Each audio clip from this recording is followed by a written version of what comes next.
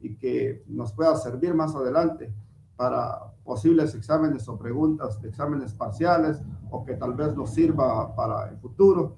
He propuesto esta semana algunas ideas principales y además les presento algunos pedagogos para que podamos estudiarlos y analizarlos, y que esto nos sirva para más adelante. Vamos a dar inicio con la presentación de la clase.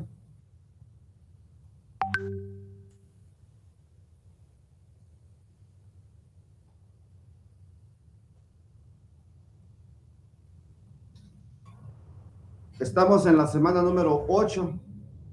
Los temas principales, pues, enfoque tecnológico, el conductismo, el constructivismo. Vamos a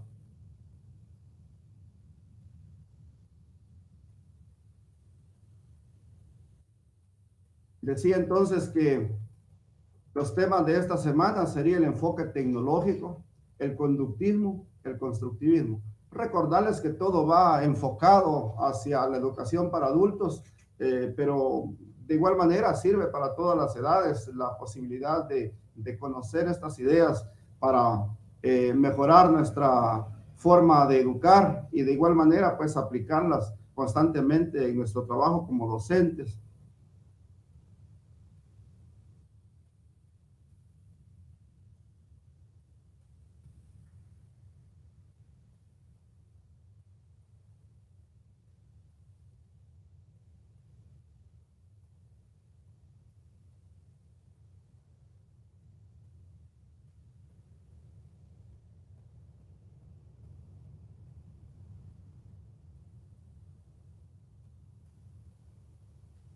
Enfoque tecnológico se centra en cómo entregar la información, optimizando el proceso de enseñanza-aprendizaje a través de la búsqueda y selección de medios tecnológicos eficaces para producir aprendizaje según los fines deseados. Cuando hablamos de tecnología, inmediatamente nos trasladamos a este momento en que estamos viviendo. Lamentablemente, pues, la situación de salud a nivel mundial es bastante difícil. Sin embargo, debemos de rescatar también las cosas positivas que este proceso nos ha entregado. Cuando digo dentro de todo lo negativo que estamos viviendo, lo positivo ha sido aprender a manejar las herramientas tecnológicas que hasta el momento para muchos eran un poco desconocidas. Y nos han trasladado a aplicarlas constantemente, y en esta oportunidad, cuando hablamos de tecnología, nos referimos precisamente a este movimiento que se ha desarrollado en los últimos años en relación a poder trabajar desde el punto de vista tecnológico, utilizando las herramientas que cada día surgen más y que están a disposición de todos, porque son herramientas eficaces de educación. Por supuesto que luego dirán, no es lo mismo estar en clases presenciales como estar en clases virtuales, pero de alguna manera esto es el futuro, sin duda. Entonces, cuando se seleccionan estos medios tecnológicos, se produce un aprendizaje eficaz si nosotros sabemos aplicar estas tecnologías a los nuevos retos de la educación hoy en día. Para asumir este enfoque educativo, el docente es una pieza clave y debe desarrollar una serie de habilidades tecnológicas básicas para detonar este proceso y mostrar a sus alumnos cómo se aprende y se crea conocimientos con las tecnologías. ¿Cómo puedo yo introducir y acercar la tecnología a una persona adulta? Se comienza por algo sencillo, manejable, que el alumno aprenda, que el alumno lo maneje constantemente, que pueda el alumno de alguna manera aplicarse o meterse dentro de la tecnología de una manera sencilla, de una manera sutil, que el alumno vaya entendiendo que se puede, y que no, para él no sea una carga grande, sino que más bien sea algo fácil de manejar.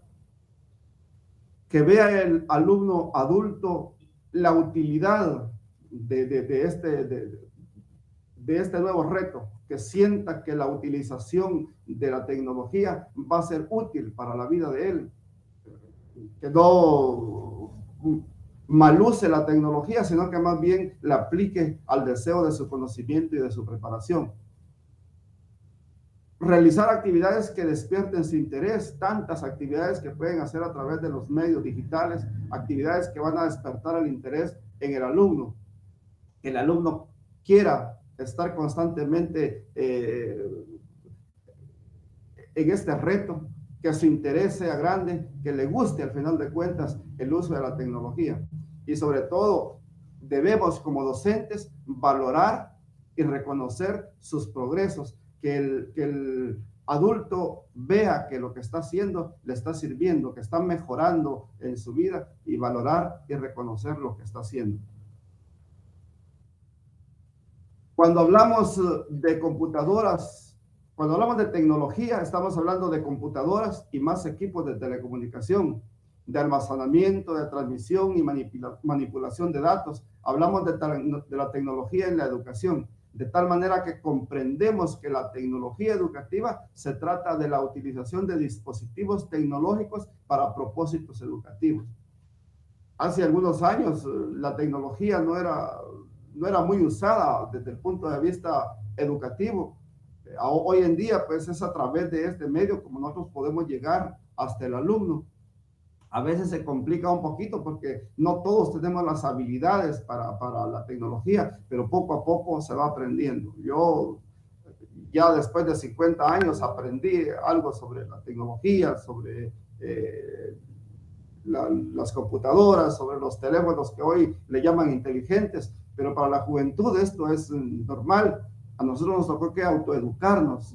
Yo recuerdo los primeros cursos de computación que yo recibí hace como 20 años, era para mí bastante difícil, tenía temor hasta de encender una computadora, pero ahora tenemos que asumir el reto y meternos de lleno en esto de la utilización.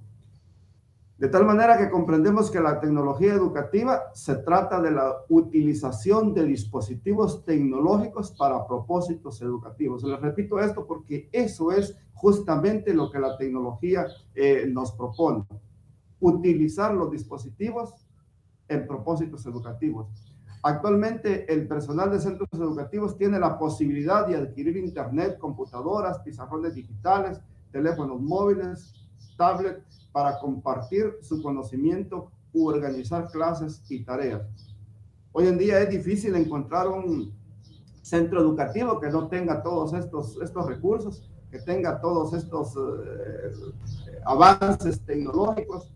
En el lugar donde yo trabajo, pues tenemos instaladas unas pantallas en las aulas, tenemos el servicio de internet, tenemos un laboratorio de computación, podemos expandir el conocimiento digital y los alumnos pues asumen con responsabilidad porque todo viene a ser siempre un reto. En educación nunca podemos quedarnos rezagados, sino que más bien actualizarnos constantemente para que sin duda pues tengamos éxito. Dichas facilidades han logrado adaptar los métodos educativos a la era digital, donde existe un mayor número de recursos de enseñanza y aprendizaje, tanto para maestros como para alumnos. Estos recursos no son exclusivos para los alumnos, sino que también para los maestros. Los maestros deben de hacer uso de la tecnología constantemente para que podamos llegar. En el caso de la educación para adultos, pues de igual manera debemos de utilizar estos recursos, ya sea en cualquiera de los campos. Puede ser hasta en alfabetización, puede ser en educación a distancia, plan fin de semana, y en el caso de la universidad, con mayor razón. El alumnado puede acceder a mucha más información a través del implemento de las nuevas tecnologías. Hoy en día, ¿qué no existe en las redes? Todo lo que nosotros busquemos en las redes lo podemos encontrar.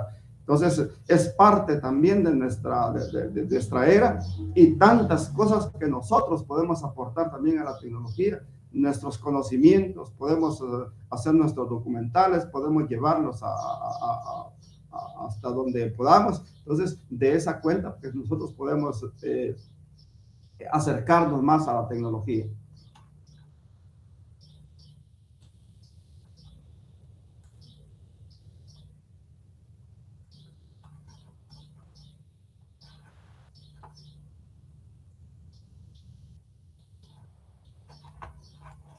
Tengo un pequeño problema aquí, pero luego lo vamos a resolver siempre. Como les digo, la tecnología nos complica a veces un poquitito, pero voy nuevamente a compartir la La pantalla me salió un momento, sin embargo,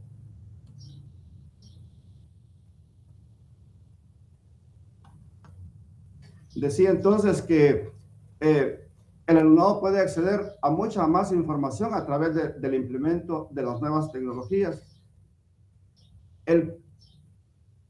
Vamos a tratar ahora el tema del conductismo.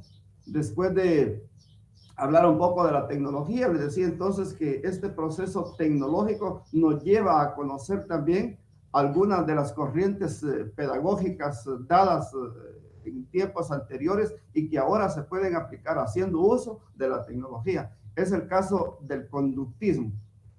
El paradigma conductista en educación se fundamenta específicamente en llevar un proceso de aprendizaje acompañado de estímulos y refuerzos para así obtener respuestas positivas por parte del estudiante. Es decir, siempre maneja una estructura rígida de aprendizaje para luego ser medible y cuantitativamente y es cuantificable. Cuando hablamos de esta nueva corriente pedagógica, el conductismo, nos estamos refiriendo a que el alumno debe de ir buscando el aprendizaje a través de los estímulos, a través también de los refuerzos, a través del premio y el castigo.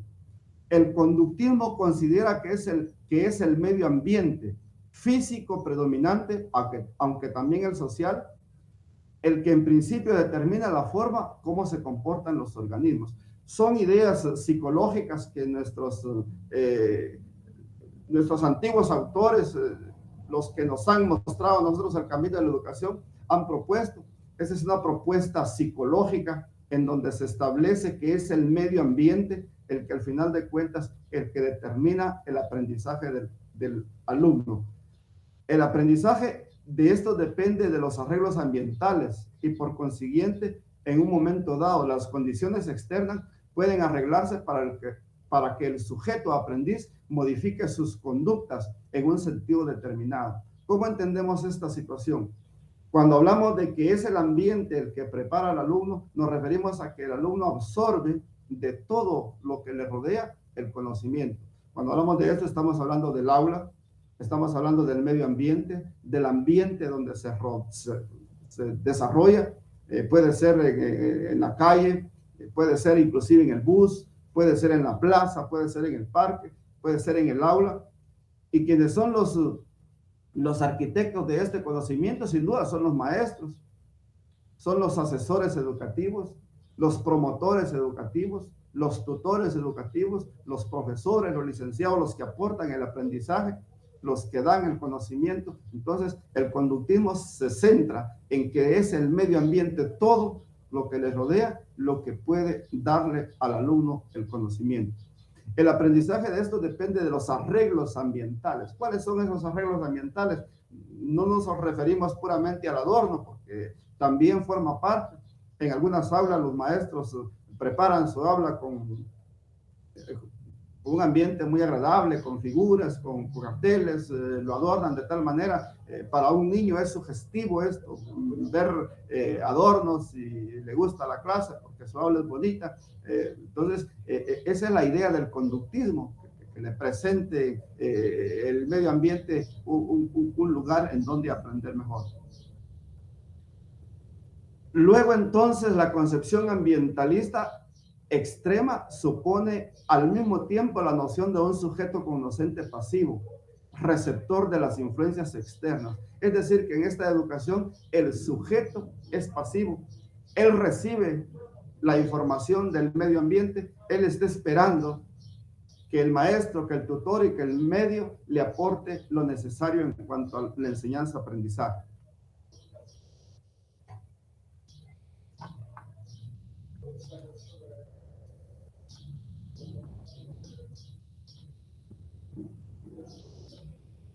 La finalidad del conductismo es condicionar a los alumnos para que por medio de la educación supriman conductas no deseadas. Así alienta en el sistema escolar el uso de procedimientos destinados a manipular las conductas como la competencia entre alumnos. Ahora vamos a tratar de analizar En un principio, cuando hablamos de conductismo, ¿qué es lo primero que se nos ocurre a nosotros pensar? ¿De dónde puede venir esta palabra conductismo? Queda para que ustedes piensen un par de segundos a qué se refiere.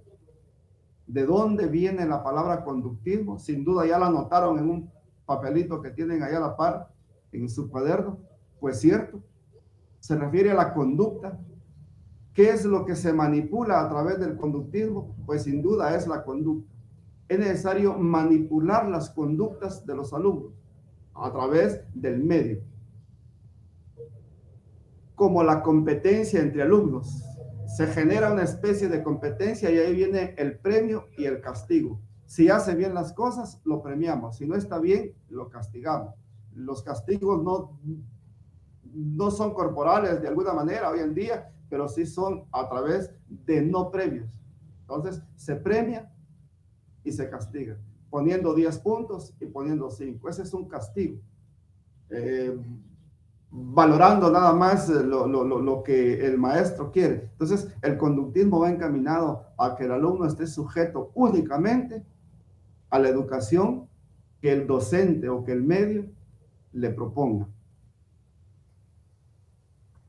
La información y los datos organizados de determinada manera son los estímulos básicos, o sea, la motivación, los datos organizados, lo que el maestro organiza, su planificación, todo su trabajo, eso sirve de motivación, pero solo está atento a lo que el medio le presenta, lo que los docentes le van presentando, frente a lo que los estudiantes son como simples receptores, deben hacer las elecciones y asociaciones dentro de un margen estrecho de posibles respuestas correctas, que de ser ejecutadas reciben el correspondiente premio, una estrella en la frente, una medalla o una buena calificación. Vamos a ver si entendemos esta partecita del conductismo. El maestro nada más le propone lo que el alumno debe de hacer. El profesor le enseña lo que el alumno debe saber y le presenta su planificación y no se puede salir de ahí. Únicamente es a través de esta forma como el docente quiere cambiarle la conducta al alumno. Y si lo hace tal como él dice, entonces la educación es buena. Pero si no lo hace, si se sale del parámetro, si el alumno le agrega parte de lo que él conoce, no está bien, porque lo que el maestro quería saber era lo que él enseñó y que el alumno debe responder lo que el maestro le enseñó. Entonces, el alumno, si vemos la diapositiva, en el medio tengo una imagen donde dice que el alumno es sujeto pasivo y que espera recibir información. Recibe la información y luego la hace. Si le ponen una tarea, la hace. Si la hace bien, recibe una recompensa. Y si la hace mal, recibe un castigo. Esa es parte de la finalidad del conductismo. El conductismo y la educación de adultos. Cuando se habla de conductismo, se tienen referencias a palabras tales como el estímulo, la respuesta, refuerzo, aprendizaje, lo que suele dar la idea de su significado. Es una teoría psicológica que defiende el empleo de procedimientos experimentales para estudiar el comportamiento de la conducta humana, considerando el entorno como un conjunto de estímulos y respuestas. Esto significa entonces que la finalidad, al final de cuentas, de la educación del conductismo, es que el alumno sea un sujeto pasivo, que solo esté en la espera del conocimiento, que él nada más construya lo que el docente le está dando, que él solo sea capaz de ver su medio. Aquí nos vamos a analizar lo que siempre les he comentado en las clases anteriores en relación a las ideas de Pablo Freire. Pablo Freire sin duda no está muy de acuerdo con el conductismo. Les vuelvo a repetir que la idea de la educación a distancia es prepararlos a ustedes, darles las herramientas a cada uno de ustedes para que podamos indagar, para que podamos investigar. Todo pedagogo debe ser un investigador. todo estudiante de educación debe de encaminarse a buscar los medios, sean digitales, sean bibliográficos, para documentarse. Debe de aprender, debe de sacar, debe de buscar la forma como proponerse la idea de aprender cada día más. Entonces, el conductismo como que de repente le quita esas alas a la esperanza de poder volar, porque solo lo sujeta a un aprendizaje que lo tiene previamente preparado el docente. Decía entonces que es una teoría psicológica que defiende el empleo de procedimientos experimentales. Defiende, pero estos experimentos son propuestos por el docente, no son sacados del alumno, para estudiar el comportamiento de la conducta humana, considerando el entorno como un conjunto de estímulos y respuestas. La teoría conductista considera al hombre y a la mujer como un ser predominantemente pasivo.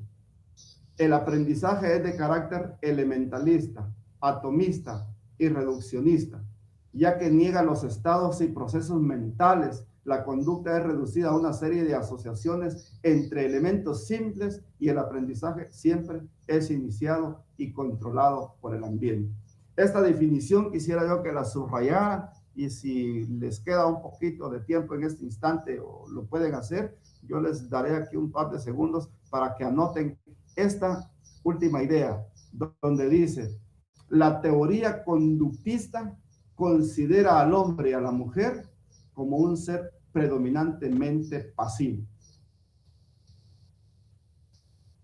Escríbanlo, anótenlo, ténganlo ahí como algo importante para considerarlo en un posible ensayo que más adelante podamos realizar. Dice también que el aprendizaje es de carácter elementalista. Busquemos, anoten esa palabrita como parte de su vocabulario del proceso de investigación que yo les he propuesto de la primera semana, ir llevando una especie de vocabulario en el camino. Al finalizar el semestre podemos tener unas 100 o 200 palabras que ya conocemos su significado y que lo podemos aplicar constantemente.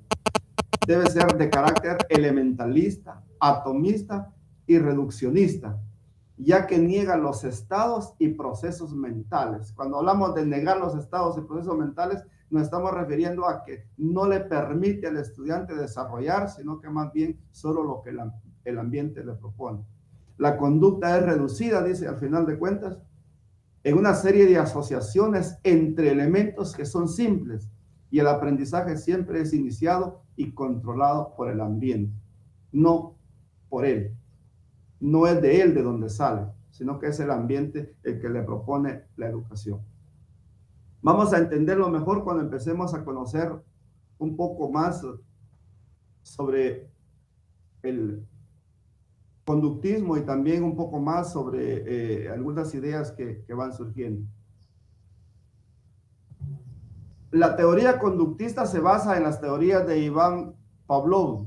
Se centra en el estudio de la conducta observable para controlarla y predecirla. Su objetivo es conseguir una conducta determinada.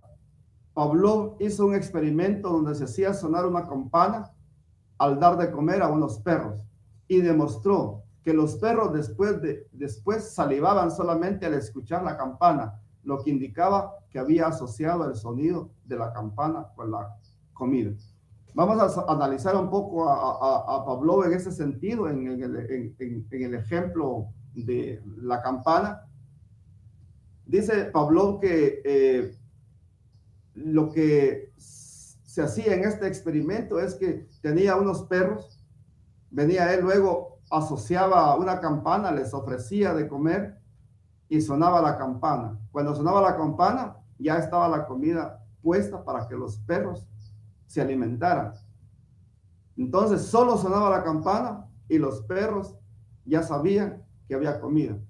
Sonaba la campana y ya los perros se movían la cola, empezaban a buscar la comida, porque esa era una manera de llamarlos a través de la campanita. Y hay muchos más ejemplos. Ustedes conocen, los que tienen ganado, hacen sonar las tuzas y entonces ya van las vacas a comer. En cualquiera de los animales de casa lo podemos experimentar. Pero sucedió con Pablo que de repente, para hacerlo más guatemalteco, más chapín, de repente por la casa pasó un vendedor de helados y sonó una campana.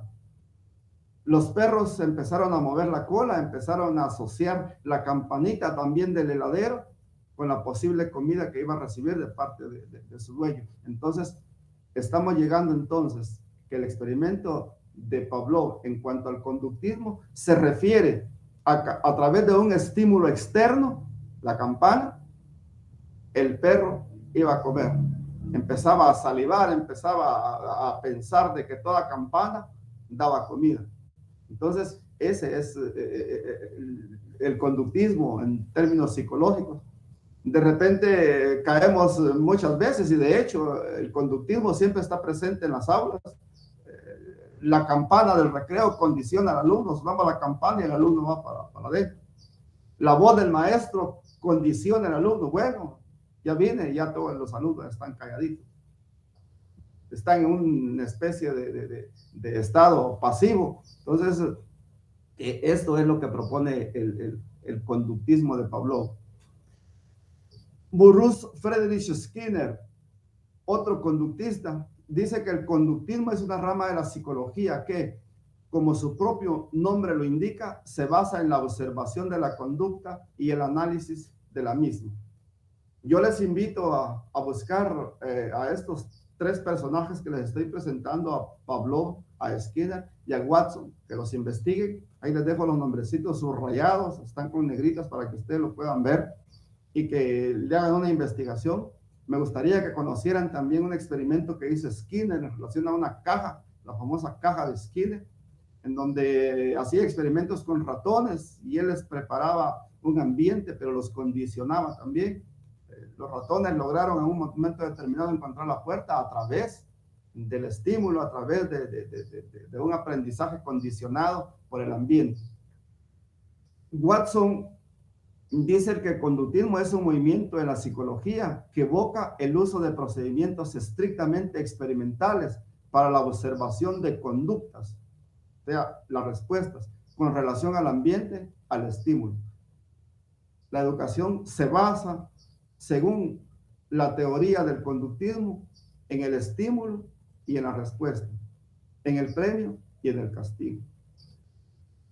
En los niños pequeños, por su edad, de repente funciona más el conductismo, porque a los niños los condicionamos. Si haces bien tu tarea, te voy a colocar un dibujito en la frente, una estrellita. Ya el maestro de parvulito lleva una cajita donde lleva un montón de calcomanías pequeñitas, y cuando el alumno hace bien, le coloca uno.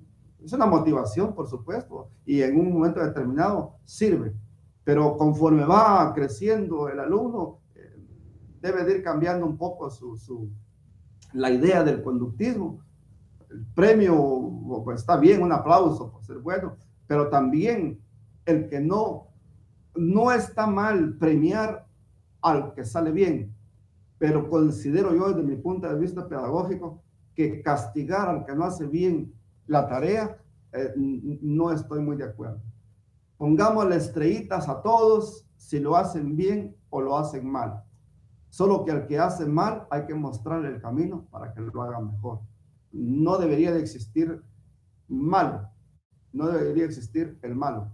Los exámenes, al final de cuentas, no son para evaluar el alumno, sino que más bien son para evaluar al maestro. Esto ténganlo muy clarito desde el punto de vista didáctico, desde el punto de vista pedagógico. Yo lo recalco en el lugar donde yo trabajo. Los exámenes, las evaluaciones deben de evaluar las competencias que el docente se ha propuesto con los alumnos en su planificación. Elabora su planificación, propone sus objetivos o competencias y verá si al final del bimestre o al final del ciclo ha logrado estos objetivos o ha logrado estas competencias. ¿Y con qué se logra? Con los contenidos. ¿Y quién imparte los contenidos? Pues el docente. Entonces el docente va a impartir los contenidos de tal manera que el alumno le quede muy claro. Si de repente un alumno no responde, es porque el contenido aprendido no llegó a fijarse plenamente en el alumno, en el aprendiz. Por eso es fundamental esto del papel del docente, no es solo ser maestro y enseñar, hay que llevar una secuencia de lo que se planifica y de lo que se enseña y de lo que se evalúa. En algunos lugares ya las evaluaciones han llegado a ser como una mini evaluación. La evaluación es constante y es permanente, es en el proceso donde se va evaluando. Hemos caído en otro tiempo en el error de que al final del trimestre evaluamos todo el contenido visto en el trimestre. Lo ideal sería ir evaluando por fases. Una primera semana evaluada, muy bien, logramos los objetivos, no lo logramos, y si no se lograron, darle seguimiento a los objetivos no logrados y cumplirlos más adelante. Esa es la idea de la educación nueva. Buscar a través de la evaluación, ver la capacidad que este docente tuvo de enseñar a los alumnos y la capacidad que tuvo el alumno de aprender lo que el docente le enseñó. Esto es muy bonito. A veces es un poquito complicado explicarlo de manera virtual, pero si indagamos un poquito más, vamos a entenderlo de una mejor manera. Entonces, estas tres ideas que tenemos acá, yo quisiera que las investigaran, que se metieran un poquito más a profundidad en el conocimiento y en la investigación de Pavlov, de Skinner y Watson. Son grandes personajes que han propuesto, son propulsores del conductismo. Sin embargo, ha ido evolucionando. No solo esto han hecho estos señores, hay muchas cosas más importantes que podemos conocer.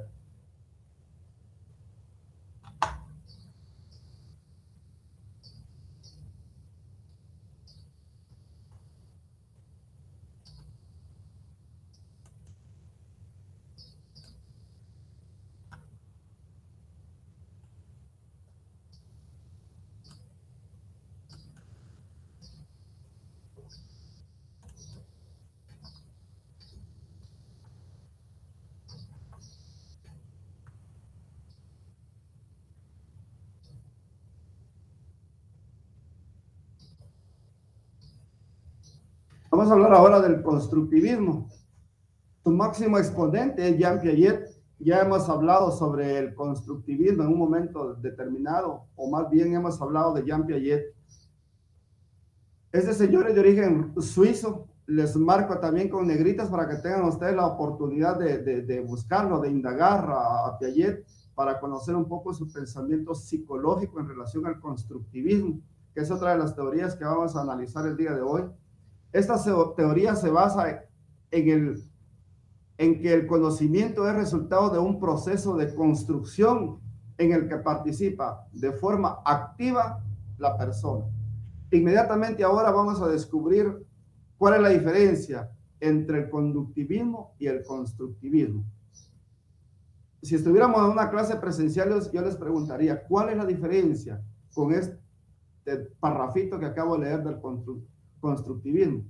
La palabra clave está en la palabra pasivo y activo. Dice, esta teoría se basa en que el conocimiento es resultado de un proceso de construcción en el que participa el alumno de forma activa. Y en el anterior, el sujeto era muy pasivo. Entonces, veamos ahora cuál es la diferencia a través de las definiciones.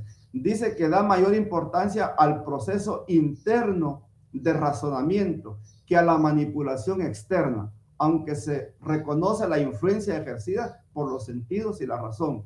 El aprendizaje no se produce por acumulación y conocimientos, sino por la existencia de mecanismos internos de asimilación y acomodación. De estos dos palabritas ya hablamos la semana pasada, de la asimilación y la acomodación. ¿Cómo lo entendemos ahora? Entonces dice que el constructivismo se basa en lo interno del individuo. Poder, lo que les he dicho yo sobre Pablo Freire, la educación bancaria, antes solo se depositaba, ahora Pablo Freire nos dice que es necesario sacarle al alumno lo que tiene. Y aquí viene la experiencia del constructivismo. El constructivismo entonces propone que al alumno hay que interiorizarlo, sacarle lo que tiene interno, lograr ese razonamiento lógico que tiene el alumno y ponerlo, por supuesto, unido a lo del ambiente. Entonces se fusiona el conductismo y el constructivismo de tal forma que surge una nueva corriente, podríamos decir, unida del constructivismo y el conductismo para luego llevar una educación diferente. El aprendizaje no se produce por acumulación de conocimientos, no es la acumulación o la saturación que el docente hace constantemente, que le está dando clases, que lo llena, lo satura, le dicta, le pone hojas, le manda hojas. No, más bien está en poder sacar lo que el alumno tiene y poner junto con su experiencia el conocimiento nuevo.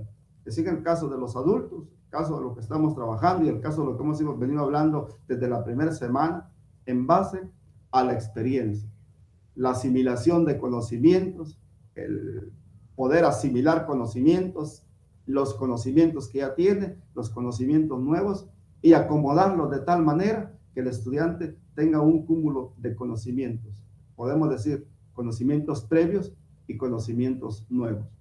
Para Piaget, el aprendizaje es un proceso de construcción activa, constantemente. El alumno se vuelve un sujeto activo que aprende a hacer, aprende a participar, aprende a no estar callado dentro de la clase, pero cuando hablo de no estar callado me refiero a estar en constante comunicación. Yo extraño mis clases presenciales. Yo llegaba al aula con mis alumnos y me acercaba a ellos de entrada, pues empezábamos a platicar. Y no hay cosa más hermosa para un docente, tanto en el ciclo básico diversificado o la universidad, que pueda dialogar con el docente en el aula, que pueda acercarse y le pregunta el alumno, profe, disculpe, esto, una pregunta, le quiero hacer una pregunta, y empieza un diálogo entre alumno y docente. Créanme, yo confieso desde acá que yo he aprendido tanto de alumnos como no tienen ustedes idea, porque yo no soy el que lo sé todo, los alumnos saben, y el docente debe de valorar lo que el alumno sabe, y por supuesto, valorarlo de tal manera que sus ideas, el docente puede llevar una idea. A mí nunca me gusta tener siempre la razón, me gusta que me cuestionen, que me digan, sobre todo en los cursos que yo he impartido. Yo he trabajado con sociología, he trabajado con historia de la educación, he trabajado con lengua y literatura. Cuando lo cuestionan a uno se vuelven unas clases enriquecedoras y uno siente el deseo de llegar el otro día.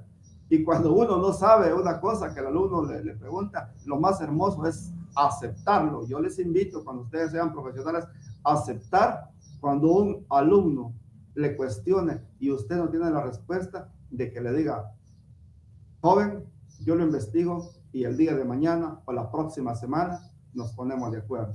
Ya tiene tarea el docente también para ir a investigar, no solo dejar la tarea al alumno, sino que también el docente debe llevar su tarea para indagar, para documentarse más. Esa es parte del constructivismo. Se construye la educación a través de las experiencias tanto de los alumnos como de los docentes. El constructivismo de Piaget nos dice que el adulto tiene que ser comprendido como un ser completo, social y dinámico, donde aprende, incluyendo sentimientos y experiencias. Piaget comentó que la inteligencia y capacidad cognitiva se encontraban ligadas al medio físico y social. La lógica era la base del entendimiento y que la capacidad cognitiva se desarrollaba incluso antes de hablar. Se refería a la psicología del niño, él estaba pendiente era un observador. Yo quiero que lo estudien para que lo entendamos. Si ustedes estudian a Piaget, van a entenderme más a mí y van a entenderlo mejor a él.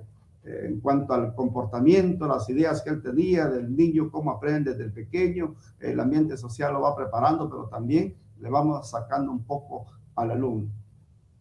Así, el constructivismo pedagógico nos muestra el camino para el cambio educativo, transformando este en un proceso activo donde el alumno elabora y construye sus propios conocimientos a partir de su experiencia previa y de las interacciones que establece con el maestro y con el entorno. En esta definición final quisiera yo ir quedando para que ustedes la analicen y que la anoten y que no la olviden. El constructivismo pedagógico nos muestra el camino para el cambio educativo, transformando este en un proceso activo donde el alumno elabora y construye sus propios conocimientos a partir de su experiencia previa y de las interacciones que establece con el maestro y con el entorno. Es ahí donde se aprende más. Quiero leerles, quise colocar aquí una imagen de Piaget y con un pensamiento de Piaget. El objetivo principal de la educación es crear personas capaces de hacer cosas nuevas y no simplemente repetir lo que otras generaciones hicieron. Con este pensamiento concluyo yo la idea del constructivismo. Que el alumno sea capaz de crear cosas nuevas, de hacer cosas nuevas, que no se quede nada más con lo que aprendió en el pasado. Esto significa sacarle al alumno el potencial que éste tiene. El constructivismo pedagógico se trata en que la adquisición de todo conocimiento nuevo se produce a través de la movilización por parte del sujeto de un conocimiento activo. El hecho de considerar que el conocimiento previo facilita el aprendizaje es un rasgo esencial del constructivismo y que sustenta el aprendizaje significativo. Así, el constructivismo pedagógico nos muestra el camino para el cambio educativo, transformando este en un proceso activo donde el alumno elabora y construye sus propios conocimientos. Les repito este pensamiento. A partir de su experiencia previa y de las interacciones que establece con el maestro y con el entorno. La concepción tradicional que asumía el alumno como un ser pasivo, sin nada que aportar a la situación de aprendizaje, ya no es válida. Reconociendo los conocimientos y características previas con los que llega al aula, las cuales deben ser aprovechadas para la construcción de un nuevo conocimiento. Esa sería la conclusión final de la clase del día de hoy con esta diapositiva. Les presento ahora algunos datos bibliográficos para que ustedes puedan indagar, para que ustedes puedan investigar y que les sirva, pues, hacia la educación a distancia. Ahí están la bibliografía para que ustedes puedan consultar y que más adelante podamos, pues, seguir discutiendo. Lamentablemente no podemos interactuar, pero la idea les queda a ustedes ahí y, como dice mi nieto, desde el pensamiento empecemos a cuestionarnos constantemente día con día en cuanto a la educación. Quiero agradecer su atención a estas diapositivas. Invitarlos nuevamente para la próxima semana, para que podamos estar acá en esta transmisión en la clase número 9. Invitarlos a que sigan adelante, que sigan luchando y desearles, por supuesto, un buen fin de semana y que la próxima semana sea llena de dicha y prosperidad. Que Dios les bendiga. Hasta la próxima.